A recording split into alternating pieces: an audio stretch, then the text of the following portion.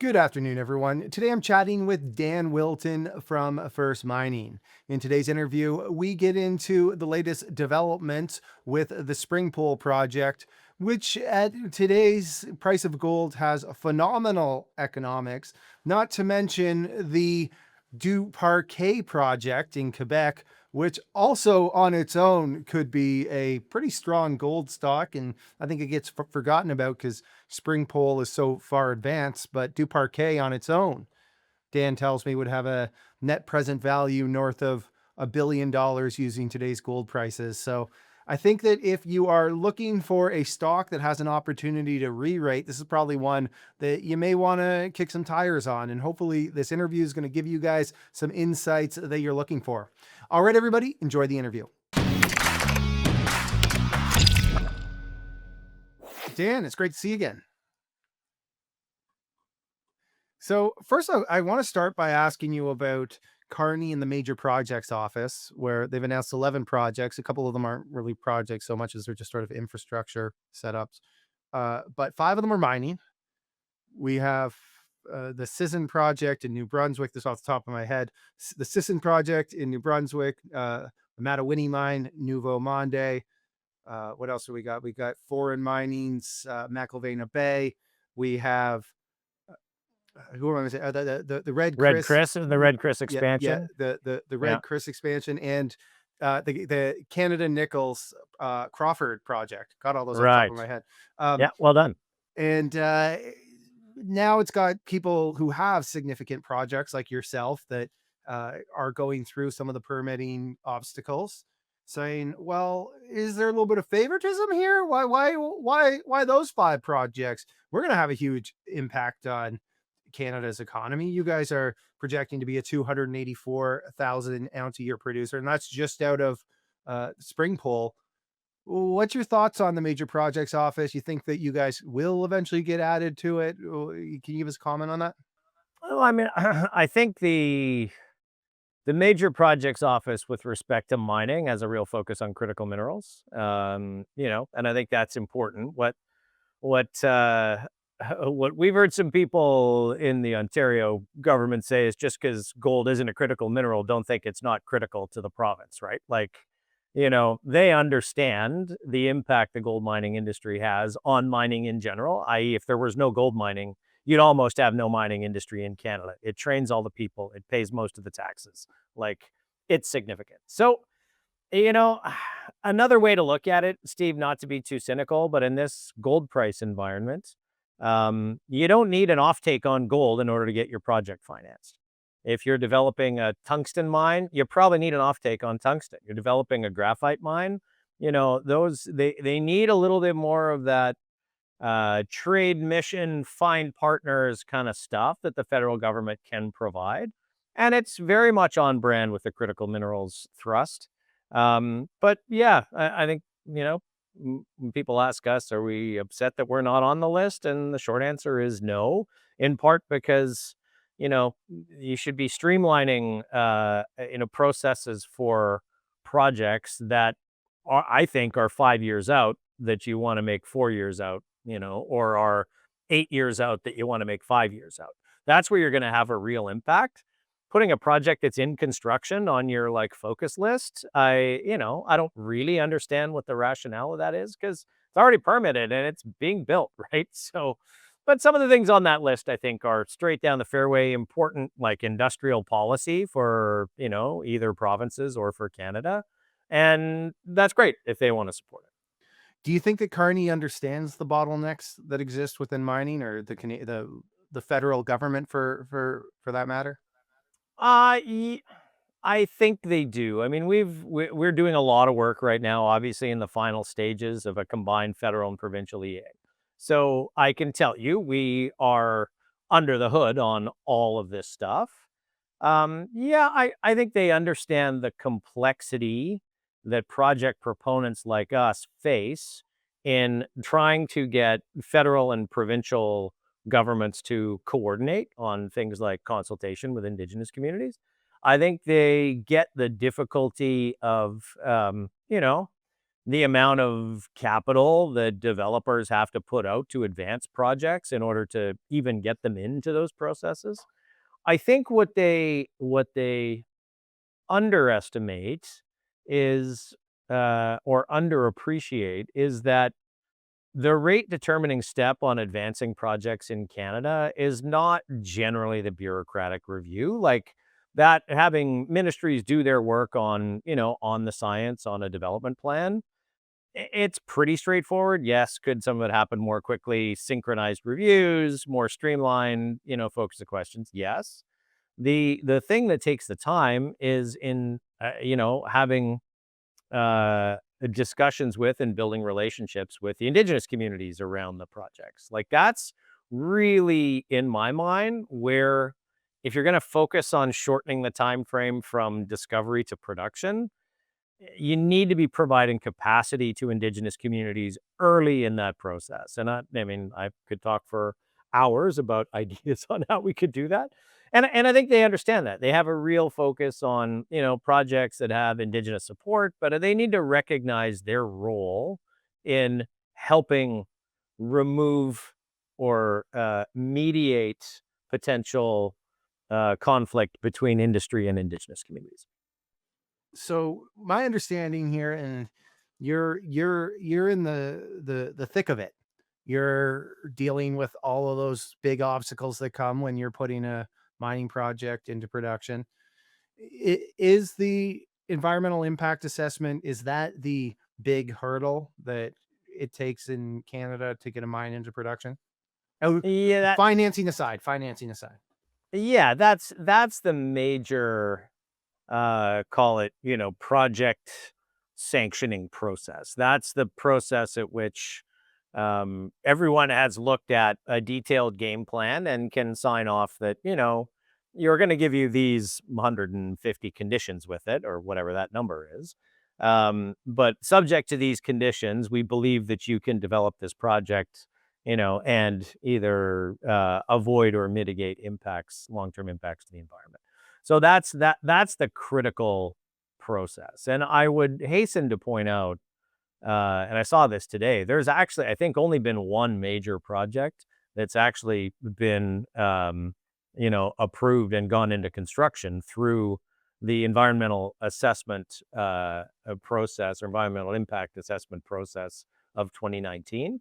We're actually grandfathered under the prior process because we've been in this process since 2018. So under SIA 2012, there's a bit of a different set of rules.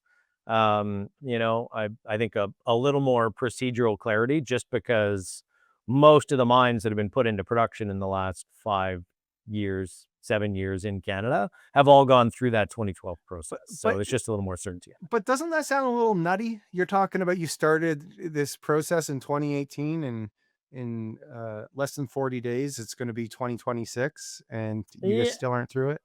yeah. I mean, to be fair, I don't think we had the financial or human resource capacity to really go after what we needed to do in this project until I'd say, late 2020 when we brought our current sustainability team on. And they had gone through the permitting process at the Greenstone Gold Mine, which is now owned by Equinox and in production and is going to be one of Canada's great gold mines. So they had the relationships. They'd just been through a combined federal provincial process. The one thing I would say, I saw this morning, Ontario is making a real push on what they call the 1P1P, so one project, one permitting process. And that's important. I think that can be a huge step.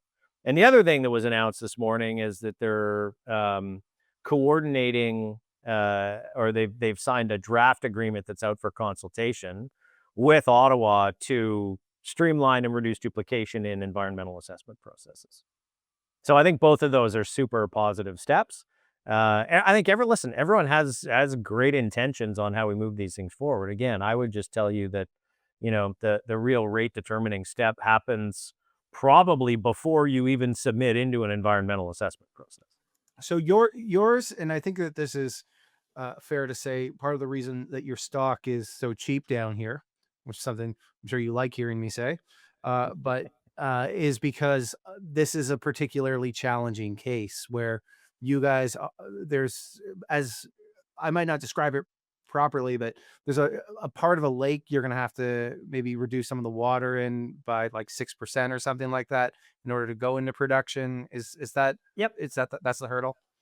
Yeah, there's the deposit sits in the bay of a lake, and the development plan involves building, less than a kilometer of dikes and dewatering that basin for the open pit mining period. And at the end of that period, the basin is filled back up. And when the water quality is deemed to be what it needs to be, the same as the water quality in the rest of the lake, then you remove those dikes. So the net footprint is really small, but it's been that perception really from the time that the main part of the Springpole ore body was discovered. There's been this perception that, oh my God, the deposit's in a lake and you're going to have to drain the lake and you'll never get a permit. And people who say that generally have not really been going with us on this journey. Because if you're really serious about it, we've got a 15,000-page environmental assessment document on our website, which I'd encourage anyone to read. It's fascinating. You'll learn a lot. But it also lays out really the enormous amount of data collection that's gone on, the enormous amount of planning and engineering that's gone into this. Like, you can't do this without understanding geochemistry and hydrology and hydrogeology and, I mean, characterized your tailings and waste rock, and there's and study the aquatic habitat and understand the fish species and study the terrestrial habitat. So, like, we're talking about a solid 10 years of baseline data that's been collected here, probably more.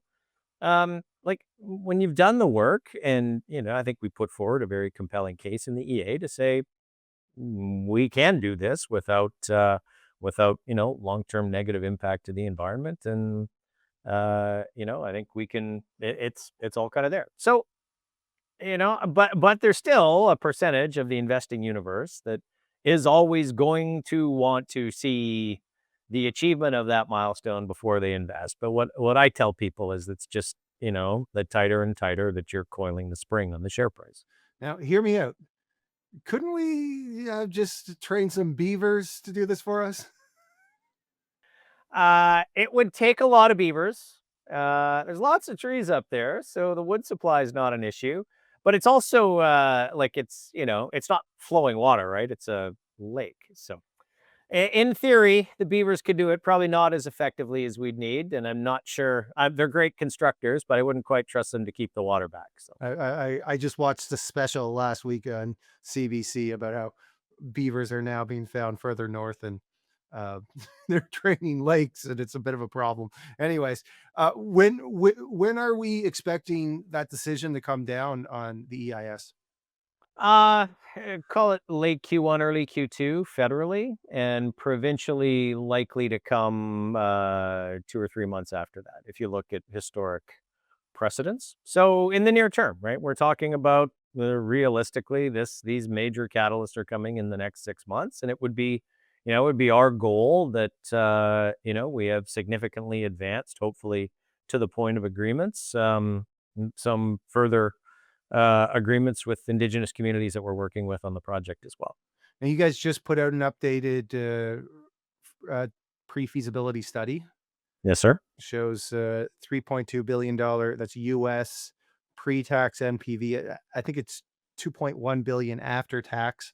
It's not my question here, but uh, that's at $3,100 an ounce gold. We're Correct.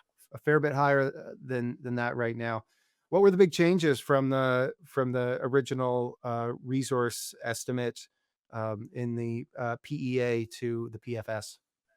So this is actually an update of our 2021 PFS. Okay. So it's kind of Oh, PFS to oh, oh, PFS. okay. So what were the changes over those two Yeah. PFSs? So biggest changes were like a lot of the game plan on how we were managing tailings and mine rock had changed from the prior PFS, which was filtered and dry stack co-disposed tailings and waste rock, to what is I think a much more tailored and effective solution that's been developed iteratively as we've kind of gone through our feasibility study work. So that has evolved to the co-disposal of it's sort of, well, it's a small conventional tailings facility for a high sulfur tailings because we basically float all of the sulfur into a concentrate. And then we co-dispose of our non-acid generating and potentially acid generating mine rock with desulfurized tails, which makes it that much more steady, encapsulated, geochemical benefits, and it's just a much better long-term solution. So the mine plan is a little different, but not that much. It's a bit shallower pit slopes. We're still staying with all of the basically footprint and operating constraints that we have in the environmental assessment. But that was the biggest thing. Like what we had in for the EA had evolved significantly from what we had in the prior PFS. So this is just kind of bringing that all to current, where we have current estimates of capital and operating cost, and I think wanted to reflect really what the current design is. So all told, increase in capital cost, significant increase in sustaining capital, increase in operating costs, but you're still looking at all in sustaining costs of $1,000, which would make this one of the most attractive mines in Canada. And you're looking at average annual production in the first 8 years of the project of 300,000 ounces plus. So this is like this will be a easily top 10, potentially top 5 gold mine in Canada. Are you looking for a JV partner for this? Do you guys plan on taking it to the finish line? What do you think that looks like? Well, I think that's one of the things that we need to understand as we kind of come out of the environmental assessment process. Not surprisingly, as we talked about investors thinking like that, a lot of other producers are thinking like that as well, that they'd just kind of like to, understand what the EA process is going to yield and understand, the conditions that will come with an EA approval. I think a JV process would be a pretty interesting way for us to simultaneously, bridge that financing gap, which will be the next overhang that's going to be on the company after you get the EA approval. The permitting overhang goes away, but then you have the financing overhang. In this environment, shouldn't seem that difficult to given the robustness of this project. And, I think if we could see our shares re-rate, we're sitting today at a 400 and something million market cap, Less if than you're one point. We were talking about this pre-interview. I've been make my notes less than zero point 0.1 times MPV5. yeah, when most of the peers would trade at point 0.5 to point 0.7, right? And the difference is we're actually, relative to many of those peers, more advanced in an environmental assessment process.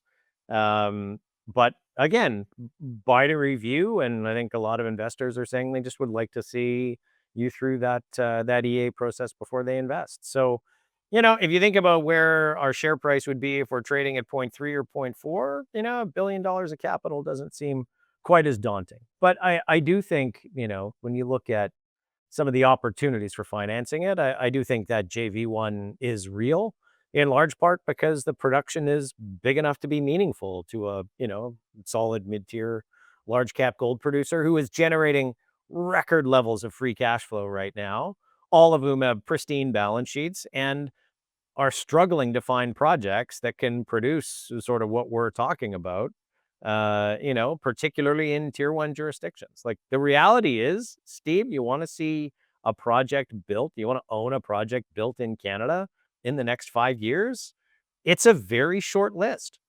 It's a very short list. Like it's Skeena, which is trading at whatever, $4 billion market cap. It's Troilus, which is making good progress on its EA and has its feasibility study done, and it's Springpole. Like, I think you really struggle to see anything else that can get a shovel in the ground before 2030.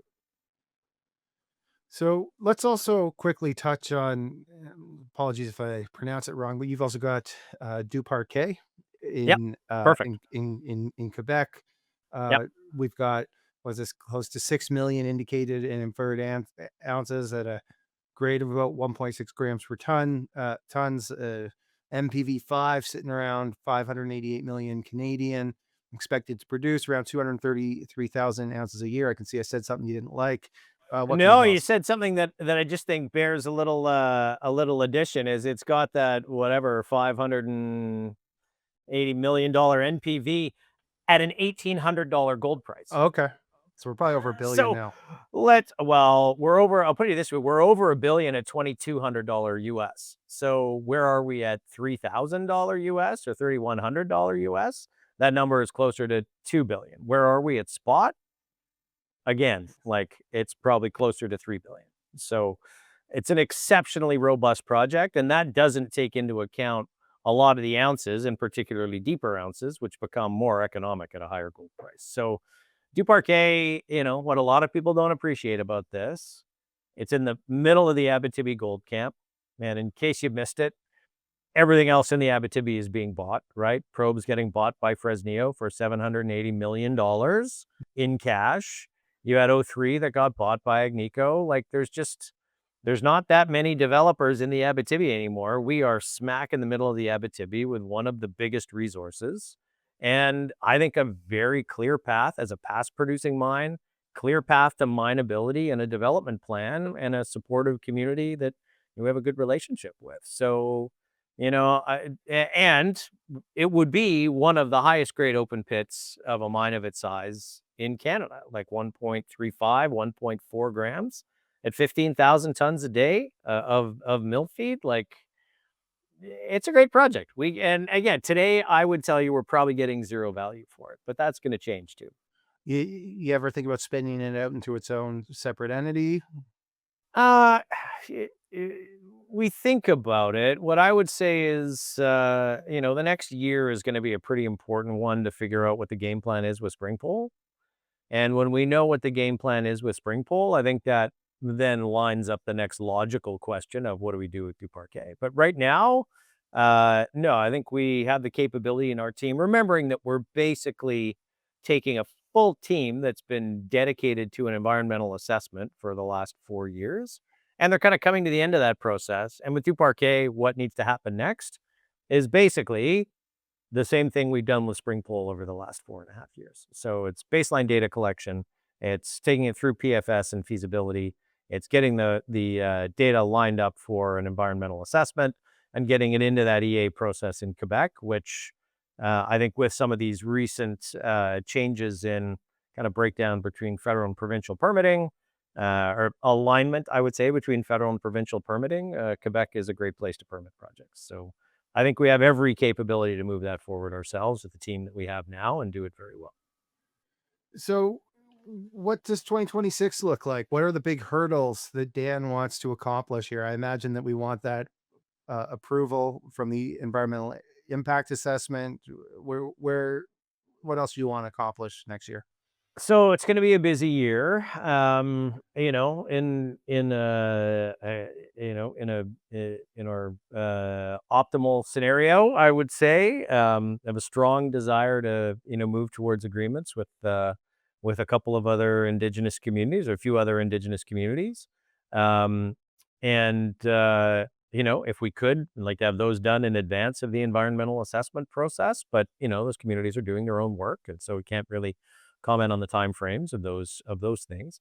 But targeting, that EA decision federally, late Q1, early Q2, and then provincially before the end of Q2. We're basically doing all the work, the data collection that we need for a feasibility study, so we can very quickly pivot from this PFS. It's collecting a bit more site characterization, geotechnical data primarily, and that goes into really finalizing pit slopes, mine plan, and basically getting the project ready for a feasibility study, which would be, done kind of towards the end of 26. And then from the EA decision, there's probably another 18 months of permitting that happens before you're kind of at that construction decision. So, and in that time, that permitting is a lot of detailed engineering that goes into submitting your final permits, closure plans, and things like that. So it's going to be really busy, but that data collection process for this winter is, well on track. We're well funded to get there. We've got, around $35 million in the bank. which will see us well through this EA decision next year. And, I think from there, we'll kind of see where the plan takes us in those next steps. But that's Springpole. And then on Duparquet, it's, as I said, it's environmental baseline data collection, and it's starting a really important process of working with the municipality to start defining kind of collectively how we want to see the mine develop and how we want to see the city of Duparquet develop as well. What does that look like from a data collection standpoint? What is that data you need to collect? Oh, it's about 70 drill holes, most of them reasonably shallow, and most of them in the area of the co-disposal facility. Basically, doing characterization of that area, understanding, hydrology and geotechnical capabilities in that area. It's a little bit of drilling, doing some geotechnical drilling and investigation in the southwest corner of the pit. It's running some seismic lines over a few different areas just to really get a better visibility subsurface of any potential fracturing or anything that you're seeing in the rock, to really understand that geotechnical capability, particularly where you're going to build the dikes. Yeah, that's most of it. It's really site characterization and this last of the geotechnical data. You got to remember, we started working on a feasibility study in 2021. So like most of of the feasibility work has been done, for a couple of years. It's just we needed this last of the data to firm up so that we can have our team comfortable that this is, feasibility level work, some more detailed engineering that has to go into it. And then, it's why I think we're quite comfortable with this data collection gets done, kind of between now and March, April, that we're in good shape to have a feasibility study done, by the end of next year. All right. Well, Dan, thanks so much for hopping on here. I think that this is one of those stories that is particularly exciting in this kind of environment where I'm sure raising money is not going to be an issue as you move towards those construction decisions and building out your project. And for someone like yourselves who has stuck this out for so many years, I'm really happy to see it moving in such a positive direction. And ultimately, if you end up having to go the beaver route, well, I happen to know a guy a guy who knows a thing or two about beavers. So keep me in mind. Outstanding. If we get to that point in the feasibility study where we need the costing of the beaver dam alternative, you'll be the first guy I call. Thanks. Thanks so much for doing this, Dan. And Awesome. I No, hope you have appreciate a great holiday season. And let's do this again in the new year. Thanks, Steve. Appreciate it. All right, everybody. Thank you for watching. If you enjoyed this conversation, do me a favor, smash that like button, subscribe, and ring that notification bell. Also, if you want more mining content, check out our website over at thedeepdive.ca. Thanks, everyone.